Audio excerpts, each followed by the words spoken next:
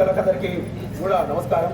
నేను మీకు అందరికీ తెలుసు, గతంలో కూడా మా అమ్మ సర్పంచ్గా ఉన్నప్పుడు కూడా మీకు అందరికీ గ్రామంలో ఎవరికి ఏం పని ఇవ్వటా కూడా ఇళ్ళవేళ రాత్రి అయినా కూడా ఇప్పుడు ఫోన్ చేసినా ప్రతి ఒక్కరికి పని చేసినా, అదేవిధంగా ఎవరు చనిపోయినా మంచిది కానీ చెడ్డలు కానీ ప్రతి ఇంటికి పోయి నా సాధ్యమైనంత వరకు సాయం చేసిన, ఇంకా మున్ముందు కూడా మీరు అవకాశం ఇస్తే అదేవిధంగా కొనసాగిస్తా.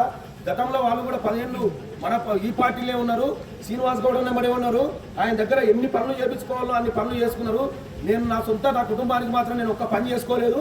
నేను ఎవరిని నా ఇంట్లో ఉన్న ఎవరిని నౌకలు పెట్టించుకోలేదు. నా సొంతంగా నేను ట్రాక్టర్ కూడా తెచ్చుకోలేదు. శ్రీనివాస్ సార్తో మా ప్రజలకే చేసినామమ్మా, ప్రజలకే చేసినాము, ఇప్పుడు కూడా ప్రజలకే చేస్తాను.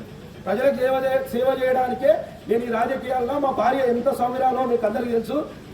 ఖచ్చితంగా చేస్తాం. 2 ఏళ్ళు అయిపోయింది, ఇప్పటికీ ఇంకో 2 ఏళ్ల ప్రభుత్వం లేకున్నా ఇప్పుడు గ్రామ పంచాయతీ కేంద్ర ప్రభుత్వం ద్వారా నిధులు వస్తాయి. కేంద్ర ప్రభుత్వం ద్వారా నిధులు ఎట్లా తీసుకురావాలో తెలుసు.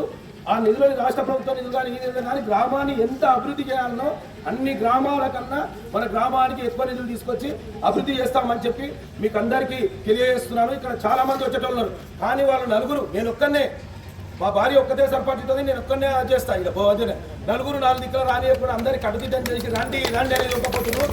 అందరి మనసుల్లో ఉంది. ఖచ్చితంగా మనము ఆ భగవంతుడి దయ వల్ల మనం గెలుస్తున్నాము. మీకు అందరికీ ఎంత పని చేయాలనో శ్రీనివాస్ గౌడ్ గారి సహకారంతో అంత పని చేస్తా అని చెప్పి మనసారా కోరుకుంటూ మీకు అందరికీ నమస్కారం.